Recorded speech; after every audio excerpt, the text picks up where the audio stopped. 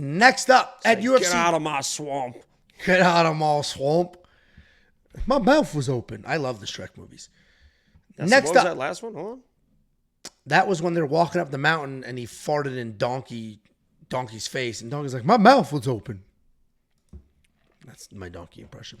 Next up at UFC 308, we got Geoff with a G, Neal, taking on Rafael dos Anjos. Geoff Neal, 15-6 in his career, 2-3 in his last 5, riding back-to-back losses, taking on Rafael dos Anjos, 32-16 in his career, 2-3 in his last 5, also on a 2-fight skid.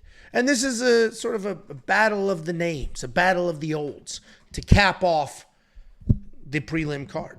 Geoff Neal, good striker, powerful guy, solid volume, good takedown defense. Not the most technical guy, but his power, his aggression gets him through most situations. Geoff does like to dictate the pace. He likes to handle the range. He likes to worry and work into the exchanges. He doesn't like backing up. Because if he can stay at kicking range and he can use those kicks to set up the punches, he has a ton of success. But if you get in his face and you back him up and he's on his heels, then he can have some issues. He gets frustrated and sometimes tired. He's coming up that close decision loss to Ian Gary, where the volume was the difference. He's taking on Rafael dos Anjos, RDA, former lightweight champion of the world. Incredibly well-rounded guy. He is a grappler at heart, but obviously he's been around this fight game for a very, very long time. 47 fights. He's 39 years old. He's learned some skills. He's very, very comfortable with the striking. Rafael Cordeiro has been working with him for years, and because he's comfortable with his striking, he can trick some people into thinking, I'm not going to shoot a takedown, but then he does. He's coming off that loss to Mateusz Gamrot where he was taken down 11 times, but in typical Mateusz Gamrot style, he dropped his ass.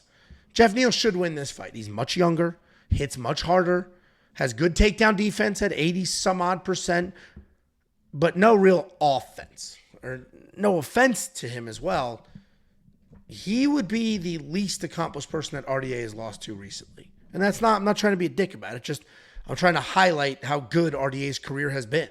He's beating he's fighting former world champions. He's losing to people at the absolute top of the food chain. And Geoff Neal is a dangerous guy. Geoff Neal's a good guy. But he's had some fights that shouldn't have been as close as they were. You think he would have beat Conor? RDA? Man, that was prime Conor. Poor guy missed his payday. That was prime Conor. But, I mean, that's the fight that Nate Diaz beat Conor in. Right. Literally, that's the fight. If you guys don't know, Conor was supposed to fight RDA for the belt. RDA backed out. He got hurt. So then Nate Diaz steps up. They move it up to 170, and then Nate Diaz beats Conor McGregor because Conor had 1 minute of cardio. Changed everything.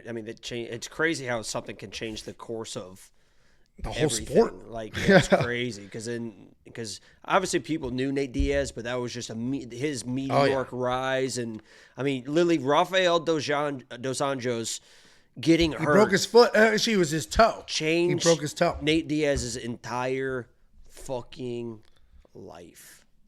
It is crazy. It is crazy.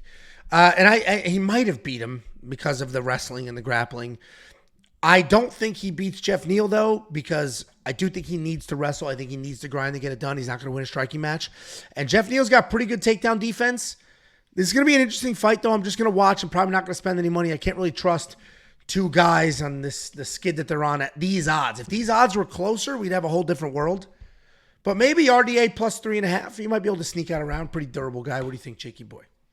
Yeah, I'm all over Geoff Neal. I think this is probably a boxing match. I think Geoff Neal keeps this standing with his takedown defense. He's known to have pretty good takedown defense, and Rafael is, he's got decent takedowns, decent wrestling, but I don't think that's a game plan he's gonna be able to stick to. I think he's gonna come in and try to box with Geoff Neal, and Geoff Neal's a better boxer, so it's it should be pretty cut and dry. I do worry a little bit with the inactivity sometimes with Geoff Neal. He kind of has a little bit of that Chris Curtis in him, to where you saw it against Ian Gary. He's kind of just following Ian Gary around and getting frustrated because Ian won't engage with him.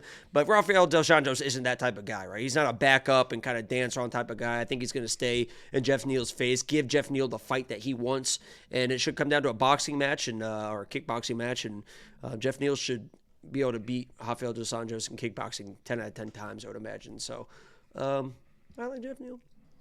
Yeah, and his takedown defense is 87, not 57% or 81 or something like that. He has spectacular takedown defense, and RDA is a blown-up lightweight, and he's getting older. It's harder and harder to cut that weight, trying to reinvent himself in a new weight class. Had some success. Durable, tough-ass guy. I mean, Fiziev put him away, but that was late, and that was after a long, long beating. Should be an interesting fight. I'll be looking forward to it, but I don't think I'm going to spend any money here. Maybe I'll look at the props a little closer, can trust RDA to stay tough, survive. But by the way, because somebody put it before in the chat, this could be I've said all year, all the time, never bet against Brazil. Always bet against. The Brazilians have been having like some crazy success. If you look at this card, they may all fucking lose. I think they do all lose, unfortunately. A couple of them I want to win. I think I picked against all of them. I think I bet against a few of them as well. So this could be a Brazilian slaughter, but we'll see what happens. We will find out. And if you want to find out what our bets are, what the picks are, what the artificial intelligence says, check it out now. WeWantPicks.com. Click Become a Member. It's $10. $10. I went to Dutch Bros today, got a coffee. It was $8.50.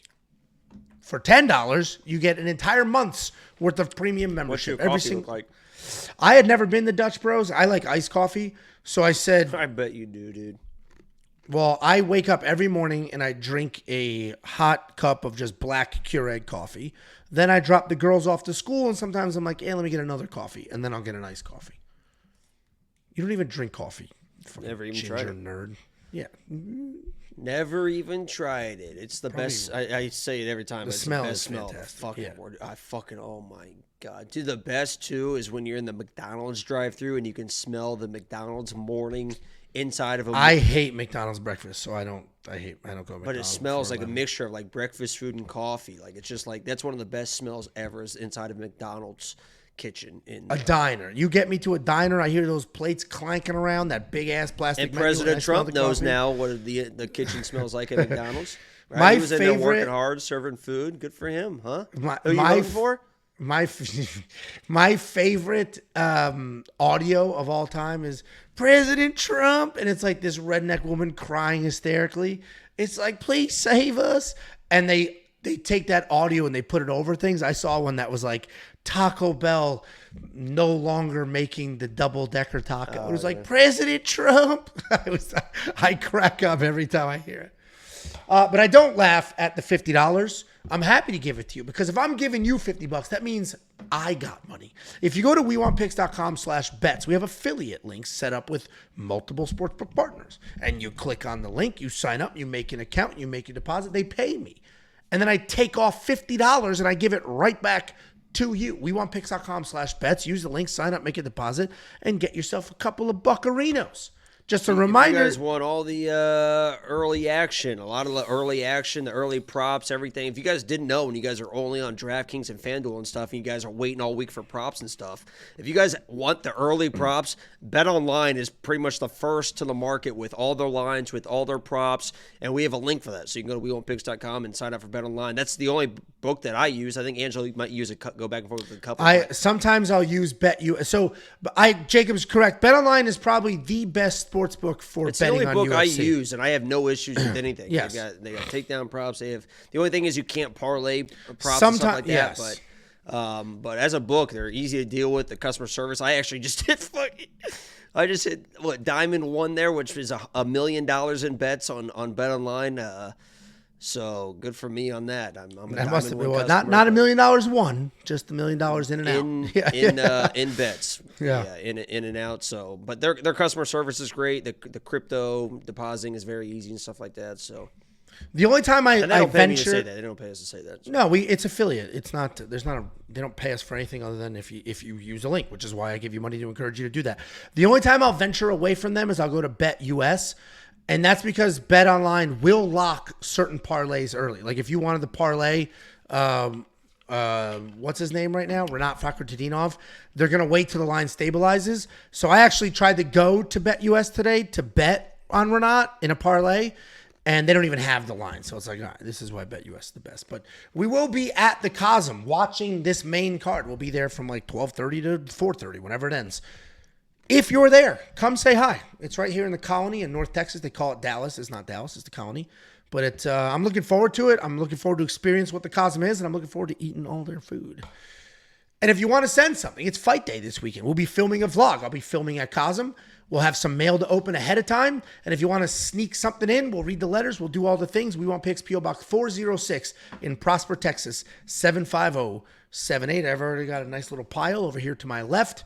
Here's the next 4 cards, including this card is UFC 308. Then we get UFC Edmonton, UFC Vegas 100, and UFC 309. And I'm mentioning all these cards because if you become a premium member and you unlock all the picks, the bets, the tools, you get every single one of these cards, $10. WeWantPicks.com. Click Become a Member at the top. The shining star, outside of how spectacular our bets have been, is the data analyzer. And this is a robust tool that we built, coded from the ground up, that has everything you can need to do your own research.